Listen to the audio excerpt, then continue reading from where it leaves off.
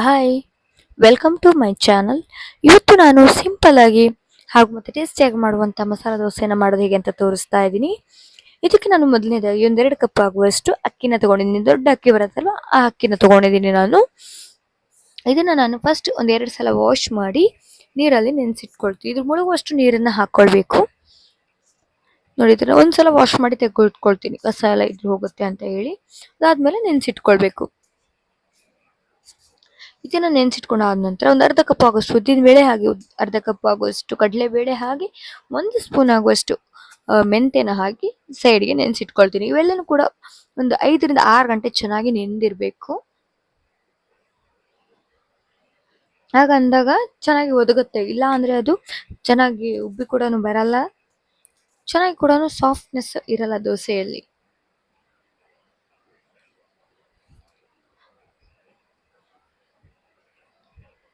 ಅಕ್ಕಿನ ಕೂಡ ಚೆನ್ನಾಗಿ ನಾನು ಮಿಕ್ಸ್ ಮಾಡಿಕೊಂಡು ಮಿಕ್ಸಿ ಜಾರ್ಗೆ ಹಾಕ್ಕೊಳ್ತಾ ಇದ್ದೀನಿ. ಮಿಕ್ಸಿ ಜಾರ್ಗೆ ಅಕ್ಕಿ ಹಾಕೊಂಡಾದ ನಂತರ ಸ್ವಲ್ಪ ಸ್ವಲ್ಪನೇ ಅಕ್ಕಿನ ರುಬ್ಕೊಳ್ತೀನಿ. ಅದ್ರ ಜೊತೆಗೆ ಸ್ವಲ್ಪ ಮಂಡಕ್ಕಿನೂ ಕೂಡ ಹಾಕ್ಕೊಳ್ತಾ ಇದ್ದೀನಿ. ನೀವು ಮಂಡಕ್ಕಿ ಬೇಡ ಅಂದ್ರೆ ಅವಲಕ್ಕಿ ಕೂಡ ಹಾಕ್ಕೊಳ್ಬಹುದು. ಇವೆಲ್ಲನೂ ಹಾಕಿ ಹಾಗೆ ನೆನೆಸಿಟ್ಟು ಉದ್ದಿನಬೇಳೆ ಕಡಲೆಬೇಳೆನೆಲ್ಲ ಹಾಕೊಂಡು ಕೂಡ ಹಾಕಿ ನುಣ್ಣಗೆ ರುಬ್ಕೊಳ್ತಾ ಇದ್ದೀನಿ. ನುಣ್ಣಗೆ ರುಬ್ಕೊಂಡಾದ ನಂತರ ಇದನ್ನ ಒಂದು ಪಾತ್ರೆಗೆ ಹಾಕೊಳ್ತಾ ಇದ್ದೀನಿ. ಎಲ್ಲರೂ ಕೂಡ ಅಷ್ಟನ್ನು ರುಬ್ಕೊಂಡಾದ ನಂತರ ರುಚಿಗೆ ತಕ್ಕಷ್ಟು ಉಪ್ಪನ್ನು ಕೂಡ ಹಾಕಿ ಚೆನ್ನಾಗಿ ಮಿಕ್ಸ್ ಮಾಡ್ಕೊಳ್ತೀನಿ. ಉಪ್ಪನ್ನು ಹಾಕಿ ಚೆನ್ನಾಗಿ ಮಿಕ್ಸ್ ಮಾಡ್ಕೊಂಡಾದ ನಂತರ ಇದನ್ನ ನಾನು ಕವರ್ ಮಾಡಿ ಓವರ್ ನೈಟ್ ಅದನ್ನ ಇಡ್ತೀನಿ ಹಾಗೇನೆ ಹೊರಗಡೆನೆ.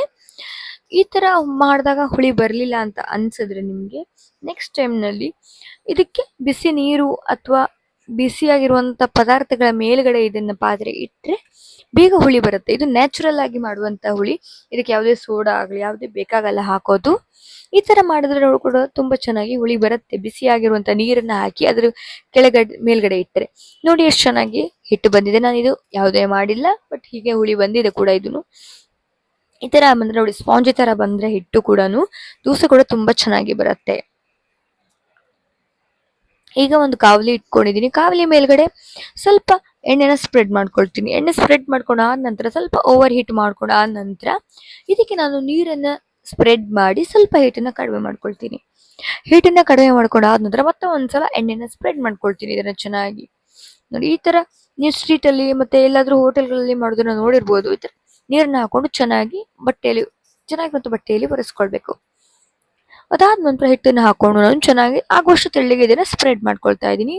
ಇದನ್ನ ಮೀಡಿಯಂ ಉರಿಯಲ್ಲಿ ಇಟ್ಕೊಳ್ಬೇಕು. ಹೈ ಫ್ಲೇಮಲ್ಲಿ ಯಾವತ್ತೂ ಇಟ್ಕೊಳ್ಬಾರ್ದು. ಹೈ ಫ್ಲೇಮಲ್ಲಿ ಇಟ್ಟರೆ ಅದು ಕ್ರಿಸ್ಪಿನೆಸ್ ಬರಲ್ಲ, ಬಟ್ ಗಟ್ಟಿ ಆಗ್ಬಿಡತ್ತೆ. ಅದು ಬೇಗ ಆಗತ್ತೆ, ಆದ್ರೆ ಅದರಲ್ಲಿರುವಂತ ಕ್ರಿಸ್ಪಿನೆಸ್ ಎಲ್ಲ ಬಿಟ್ಟು ಹೋಗ್ಬಿಡತ್ತೆ. ಹಾಗಾಗಿ ಇದಕ್ಕೆ ನಾನು 1 ಸ್ಪೂನ್ ಆಗುವಷ್ಟು ತುಪ್ಪನ ಹಾಕೊಂಡು ಚೆನ್ನಾಗಿ ಸವರ್ಕೊಳ್ತೀನಿ.